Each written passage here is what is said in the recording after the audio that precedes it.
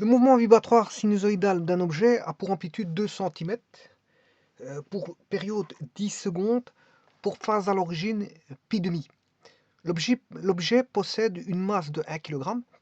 On demande de déterminer son énergie cinétique. Ça a été fait, notamment à t égale 8 secondes. On peut calculer où on veut, une fois qu'on a le signal, enfin, je m'excuse, l'allure de la courbe de l'énergie cinétique, qui est une variation, je veux dire, de type euh, sinusoïdal ou cosinusoïdal, peu importe. De toute façon, sinus ou cosinus sont déphasés depuis demi l'un de l'autre. Donc, parler du sinus, c'est comme si on parlait du cosinus, si ce n'est qu'il est décalé de pi demi.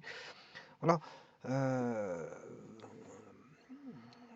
donc ici, déterminer son énergie cinétique, autant t égale 8, sachant que la période fait 10. Donc bon, ça a déjà été résolu.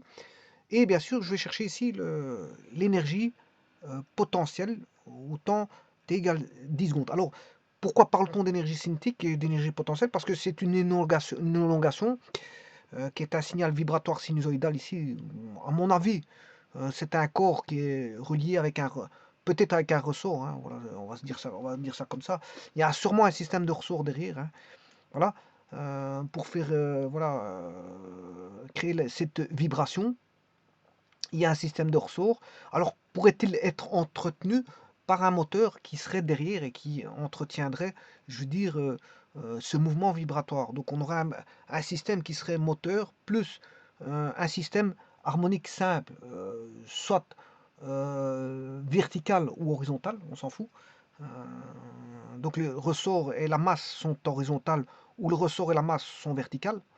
Voilà, bon, que ce soit l'un ou l'autre, peu importe. Mais en tout cas, il serait peut-être entretenu par un moteur, parce que lui, il donnerait l'énergie nécessaire pour entretenir l'oscillation. Voilà, entretenir l'oscillation. Alors, il y a des moteurs où on peut faire varier la fréquence, et bon, on peut entretenir à la fréquence voulue la vibration. Donc, on peut changer, voilà, on peut manipuler et faire un système de régulation, enfin, pas de régulation, mais un système on va dire, de contrôle. Un système de contrôle voilà, du système. On peut voilà, augmenter la vibration sinusoïdale au travers d'augmentation d'amplitude, au travers de la fréquence. Voilà, changer la phase, tralali, tralala. Bon, on peut s'amuser à faire tout et n'importe quoi. Bon, la phase à l'origine, c'est là où il commence. Il commence par exemple en pi demi, voilà, etc., etc. Bien sûr, il y a un chrono qui va démarrer le temps, qui va faire en sorte qu'on aura un démarrage voilà, comptabilisation du système. Il va se mettre voilà, en branle. Alors, déterminer son énergie cinétique, ça a été fait, notamment à t égale 8 secondes. Une fois qu'on a la courbe, on peut voilà, la calculer en n'importe quel type, en n'importe quel temps. Hein. Comme on a un phénomène vibratoire, ben, l'énergie cinétique va varier. Et comme on a un système vibratoire ici, l'énergie potentielle va aussi varier. Donc, on a toutes des variations ici. Du fait qu'on a un système vibratoire, tout va varier.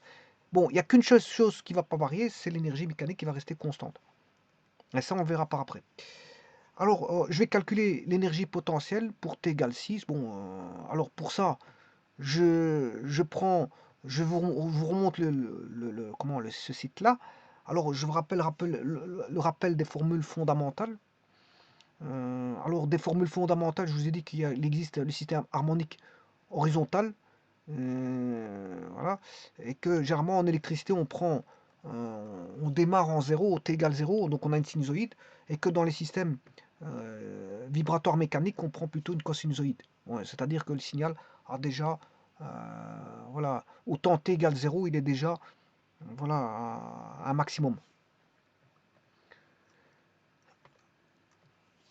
Et ça, c'est pour les ondes. C'est l'équation des ondes. Donc, on fait intervenir un kx. Un kx. Bon. Alors, pour avoir l'énergie cinétique, bon, tout est calculé. Il faut définir le signal. Une fois que vous avez défini le signal en fonction de trois caractéristiques qui sont l'amplitude, la période, la phase à l'origine, ben, après, tout devient facile, puisque si vous voulez l'énergie cinétique, ben, tout d'abord, vous avez le signal d'élongation, y de t. Eh bien, pour avoir l'énergie cinétique, il faut la vitesse, puisque c'est 1 demi mv carré, euh, connaissant l'élongation, la vitesse est la dérivée de l'élongation par rapport au temps, et vous avez le signal d'énergie cinétique en fonction du temps, qui est une vibration, enfin qui est un signal sinusoïdal, je m'excuse. Voilà, et après, on calcule ce qu'on veut par rapport à, connaissant le V, on peut calculer l'énergie cinétique, on peut calculer la vitesse en n'importe quel point et l'énergie cinétique en n'importe quel point. Bon, maintenant, ce qu'on demande ici, on demande l'énergie potentielle. Alors, l'énergie potentielle, ici, le système, on va se dire que le système est, décrit, euh, enfin, le système en arrière-plan, un ressort, on a un système harmonique, on va dire, simple, vertical, horizontal, peu importe, on s'en fout.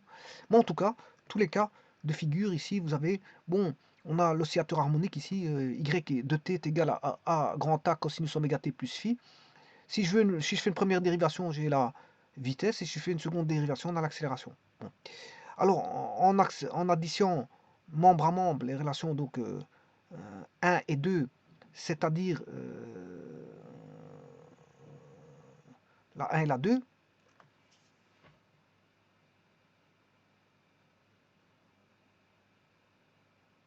ben, enfin bref, ici on écrit une équation, qui est une équation, comment est-ce qu'on appelle ça, euh, avec des dérivés, hein. Et donc qui dit dérivée dit équation différentielle. Voilà.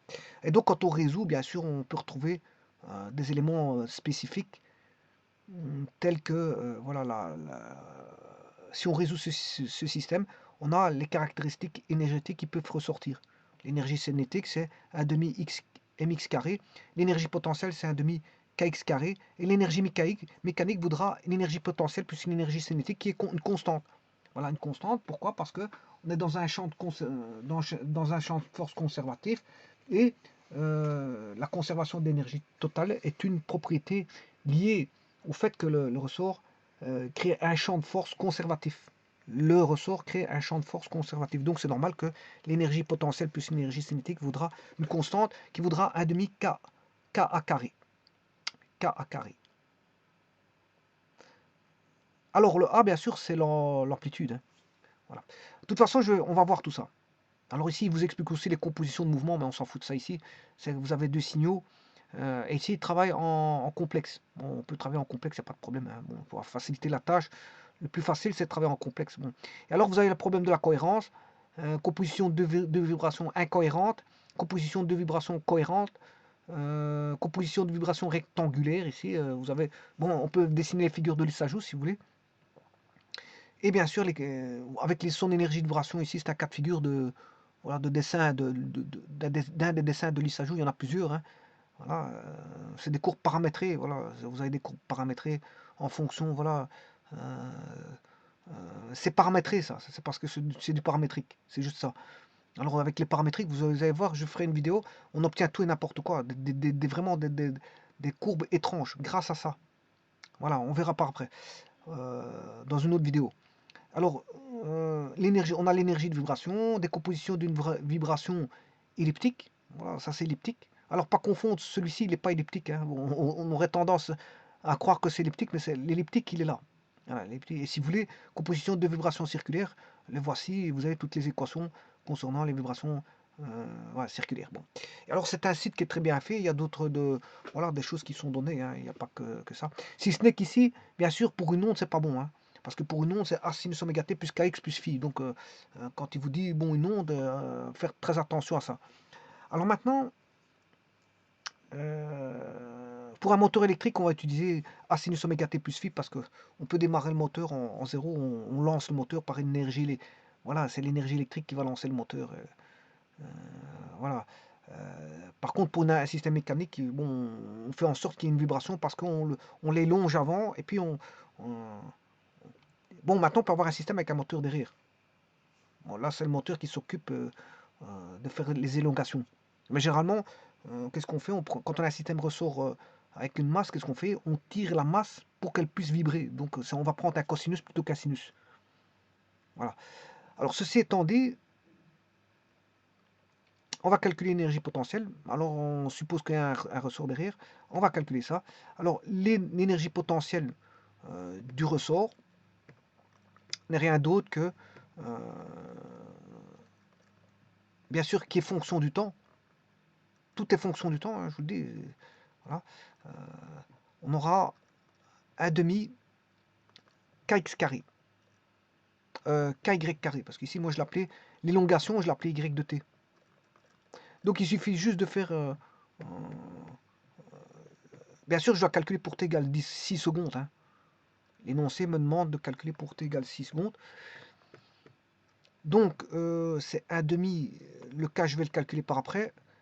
Y carré, ben, je vais chercher le Y, l'élongation.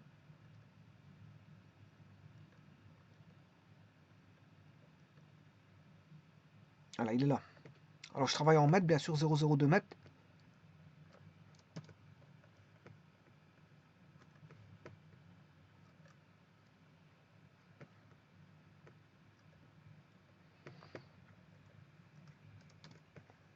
Ah, ça, c'est le Y de T. Je vais le mettre au carré.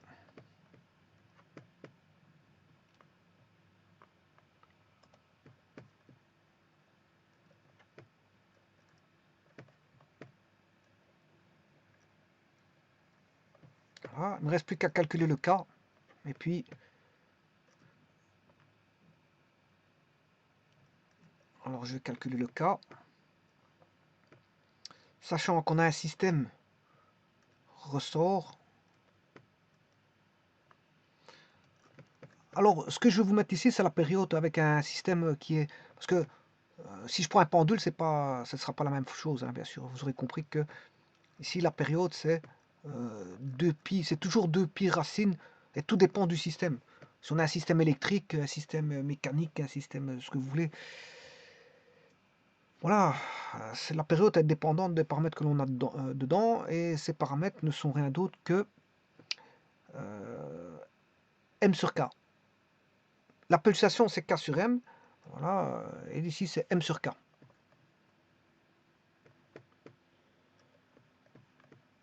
Pour la période, c'est M sur K. Bon, M sur K, mais la période, elle vaut 10 secondes, hein, on la connaît. Donc, ce qui veut dire que T vaut 10, je sais trouver, le M, c'est 1 kg, la masse vaut 1 kg, donc je peux trouver la constante de raideur du ressort. S'il est rigide ou moins rigide, ou souple, ou ce que vous voulez. Voilà. Bon, voilà. Donc, ce qui veut dire qu'on a racine de 1 sur K est égal à 10 sur 2pi. 10 sur 2pi, c'est 5 sur pi. Voilà. Bien sûr, il faut mettre au carré.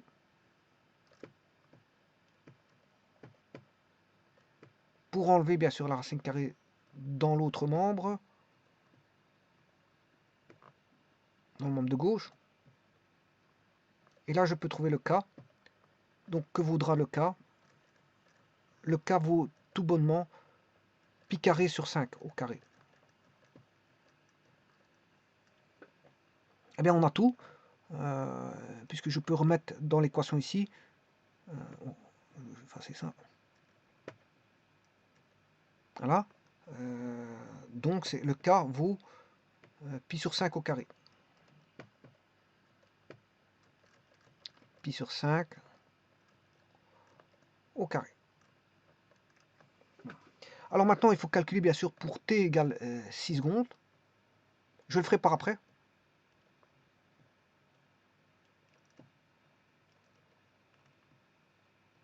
Je vais calculer après pour t égale 6 secondes. Hein, je le ferai par après.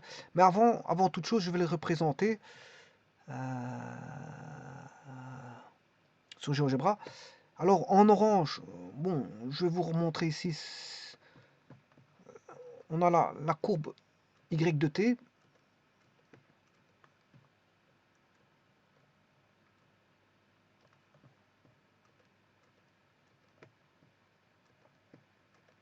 Voilà. Ça, c'est l'élongation. C'est y de t.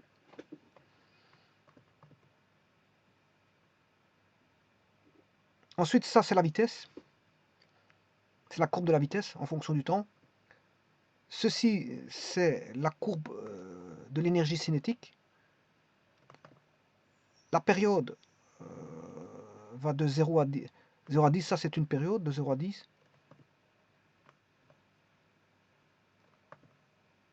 Voilà, ça c'est une période. Hein. Voilà.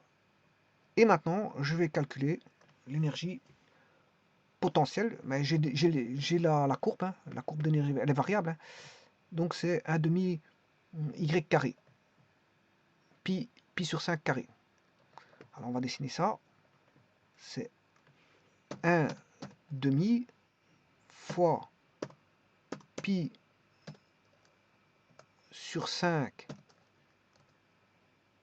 au carré fois a au carré. Alors voilà, ça c'est l'énergie cinétique plus l'énergie potentielle. Enfin, c'est l'énergie potentielle, la voici. Hein, ça c'est l'énergie potentielle. Alors que l'énergie cinétique, c'est celui-là. Ça c'est l'énergie cinétique. Voilà. L'énergie potentielle, elle est là. Je vais calculer bien sûr l'énergie potentielle au temps t égale 6.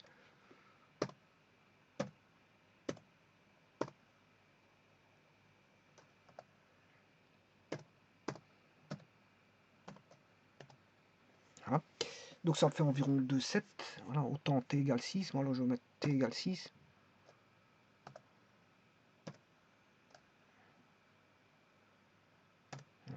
Le 6 il est là. Hein. Bon. Voilà. Alors on va faire l'addition. Bon, ici bien sûr j'ai mis 2 cm. Hein. J'ai mis 2 cm. Donc moi je vais travailler en mètres par après. Je vais refaire le calcul par après. Ici je travaille en centimètres. C'est pour vous montrer que maintenant je peux faire l'énergie cinétique plus l'énergie potentielle. H plus, qui est la courbe orange, plus la courbe en vert, H plus X, H plus Q, et voilà, c'est une constante. Ouais, c'est une constante.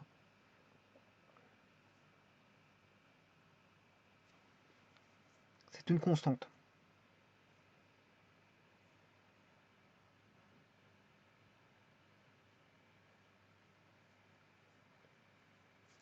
Bon, et voilà. Alors,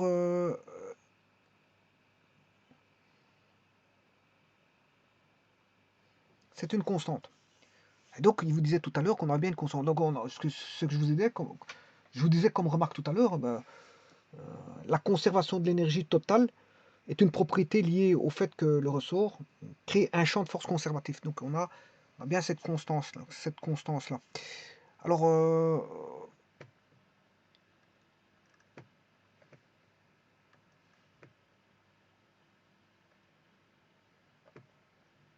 la constance, ils vous l'ont dit combien ça faisait. Hein. Bon, si vous faites la somme des deux signaux, vous allez retrouver un demi Ka carré. Hein. Vous allez retrouver un demi Ka carré. C'est-à-dire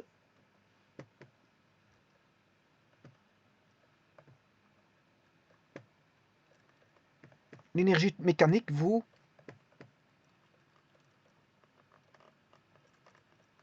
un demi K fois l'amplitude au carré. Bon, l'amplitude ici, il faut le remettre en mètres, c'est juste ça qu'il faut faire. C'est un demi, le K vaut pi sur 5 au carré. Voilà, et l'amplitude, elle vaut 0,02 mètres au carré. Voilà, et vous calculez ça, vous aurez l'énergie mécanique. Mais ici, le problème, c'est que moi, je l'ai mis à l'échelle. C'est-à-dire, j'ai mis 2 cm. Donc, voilà, il faut tout rétablir les calculs. Voilà, vous allez avoir ça. Maintenant, en ce qui concerne pour t égale 6, si je veux le calculer en mètres, vous devez calculer en mètres. Voilà, je remplace t égale 6 là-dedans. Si je mets 6 là-dedans, bon, ici, on va remettre.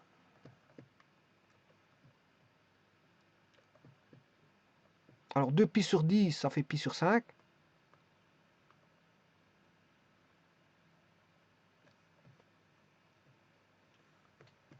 On me demande pour t égale 6. Ah ben on va calculer ça. Pour autant que je trouve ma machine. Alors c'est 6. 6 fois. Je vais calculer en degrés moi. Hein, voilà. Il y en a qui peuvent calculer en radian, mais bon, moi je vais calculer en degrés. 180 divisé par 5 plus 90. Voilà. cosinus, la réponse, je mets au carré. 0,345 pour ce qui est du calcul du cos carré. Attention qu'il y a un carré ici, hein. Bon, je calcule le carré. 0,345, 49.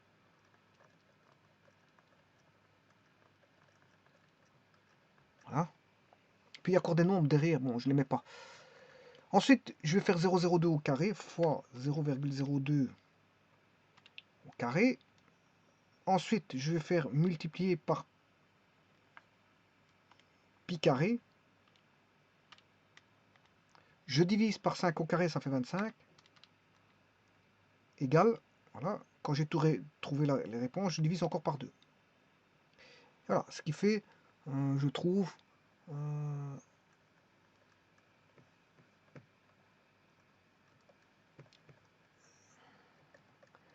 0,0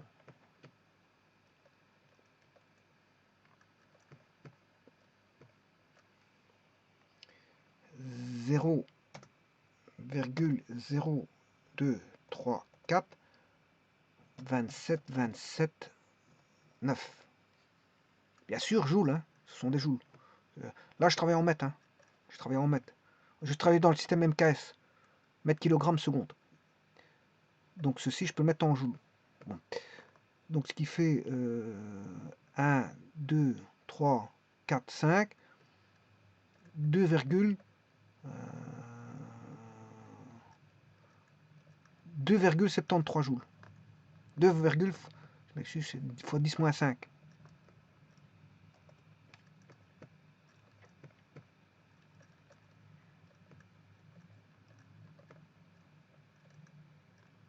Voilà.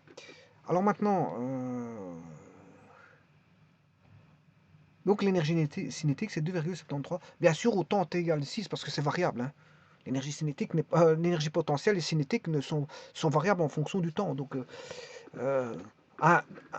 si vous avez, on a un point de 6 secondes, ben, l'énergie cinétique, par exemple, je prends en 6 secondes. 6 secondes, voilà. L'énergie cinétique, vous voyez, est plus haute. La courbe rouge, voilà, je vais mettre en 6, virgule. Alors, l'énergie cinétique.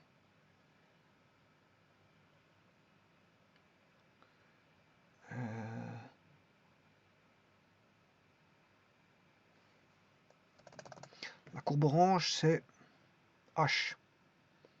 Et la courbe verte, c'est Q. Donc, c'est H et Q. Donc, H, 6, H6. Vous voyez que l'énergie cinétique en 6 secondes est plus élevée que l'énergie potentielle. Il y a plus d'énergie cinétique à 6 secondes que l'énergie potentielle. Et que l'énergie, c'est variable. Une fois, l'énergie cinétique sera plus grande que l'énergie potentielle. Bon, en tous les cas de figure, si vous faites la somme, ça fait une constante. Et là, cette constante, c'est la droite rouge. Hein. C'est la fameuse droite rouge que vous avez là. Donc, la somme, ce sera toujours ça. On est dans un champ de force conservatif. Voilà.